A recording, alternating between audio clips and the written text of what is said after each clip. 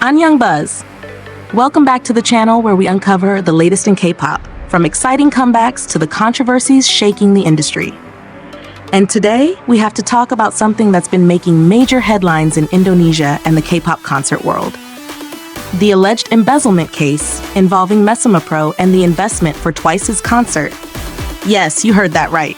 Mecimapro, one of the biggest K-pop concert organizers in Indonesia, is currently under investigation after their director, Francisca Dwi Melani, was officially named a suspect for allegedly embezzling investment funds related to the Twice concert.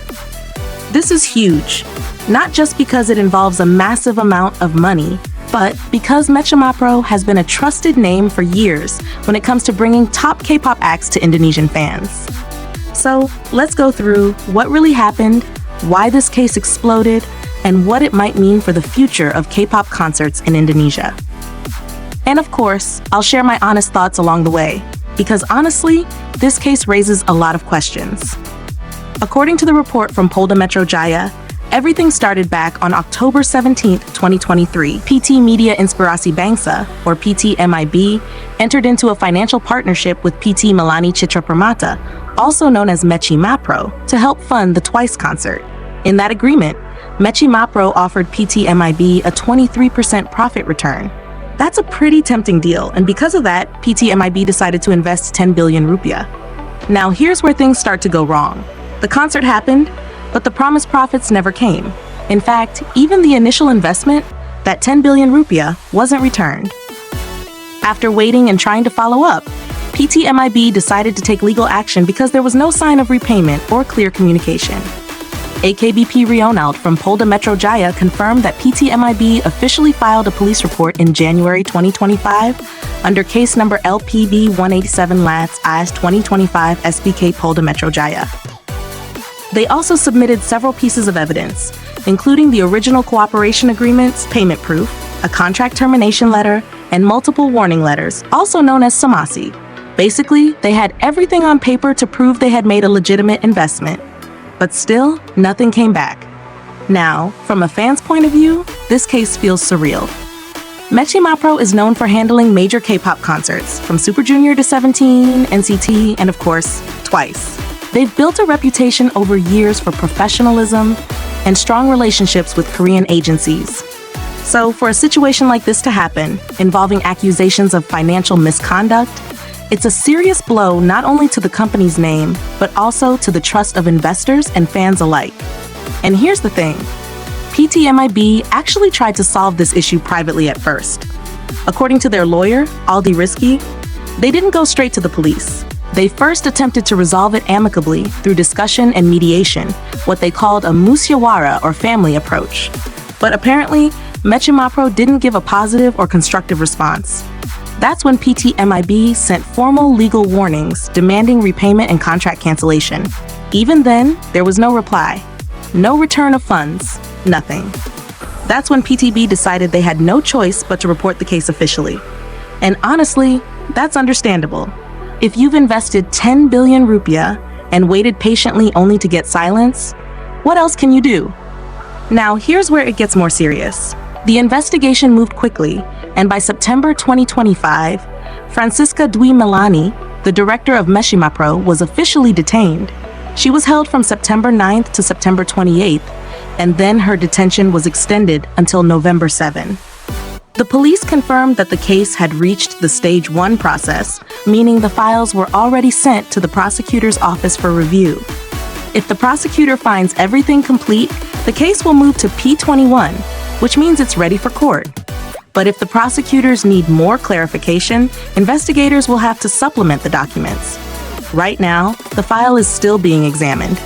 So yes, this isn't just gossip, it's a confirmed legal process, and things are already in motion. Now, let's talk about what this means for the K-pop scene in Indonesia. Because this isn't just about one concert, it's about trust. For years, fans have relied on promoters like Mecimapro to bring their favorite idols here safely and professionally. But when financial scandals like this happen, it affects everyone, from investors to fans who buy tickets. Imagine this.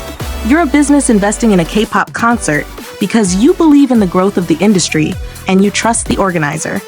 You're promised a clear return, you have legal documents, but in the end, your money just disappears.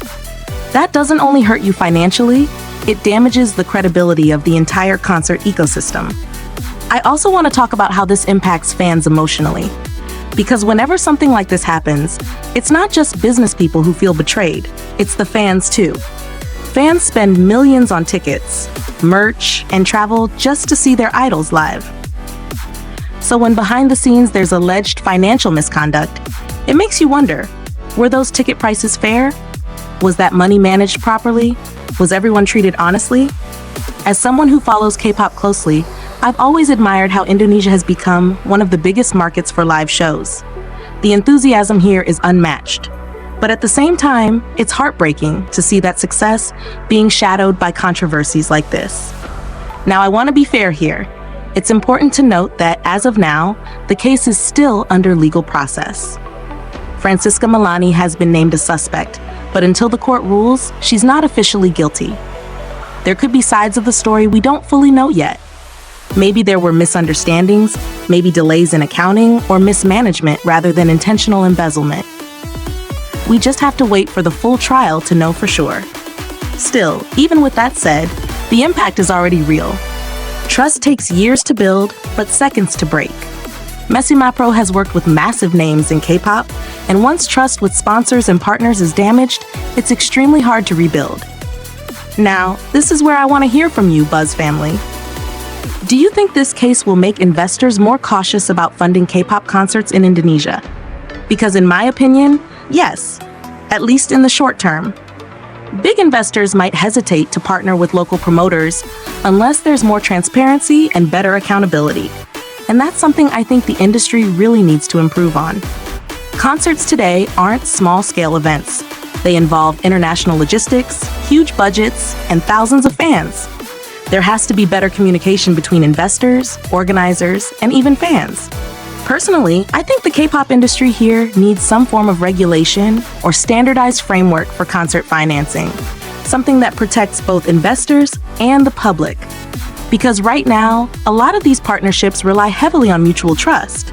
And as this case shows, trust isn't always enough. But let's also look at the silver lining. If this case goes through legal channels and reaches a fair conclusion, it could actually help the industry mature. Once transparency becomes a norm, we'll likely see stronger systems in place, contracts that are more specific, audits that are required, and partnerships that are built on accountability. And for Mecimapro, whether they recover from this or not depends on how they handle it moving forward.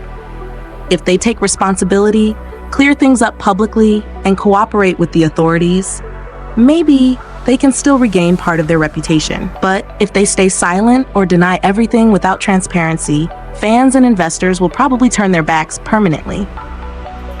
It's sad because Mecimapro has done a lot of good work in the past.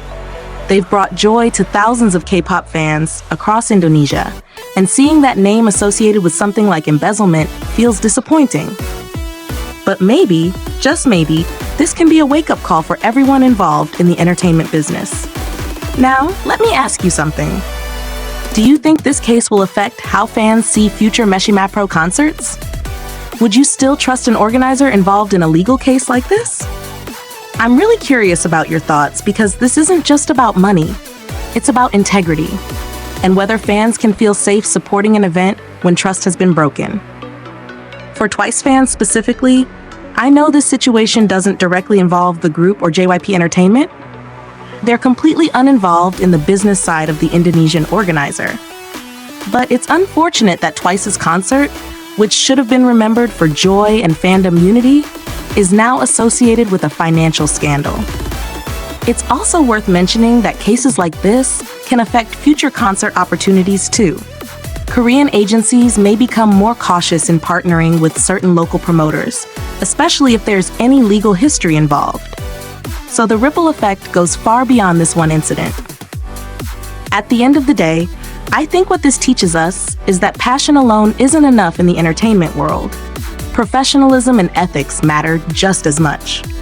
Fans, investors, and artists all deserve transparency. We'll have to keep an eye on this case as it develops, especially when the prosecutor announces whether the files are complete or if the case moves to court. Either way, it's going to be one of the most talked about stories in Indonesia's entertainment scene for a while. So Buzz family, what do you think? Was this pure mismanagement or something more deliberate? And what should be done to prevent cases like this in the future? Let's talk about it in the comments, because this story affects all of us who love K-pop and live concerts. All right, that's it for today's deep dive. Make sure to like, subscribe, and hit that notification bell so you don't miss more updates and analysis right here on Young Buzz, where we talk about the real stories behind the K-pop headlines.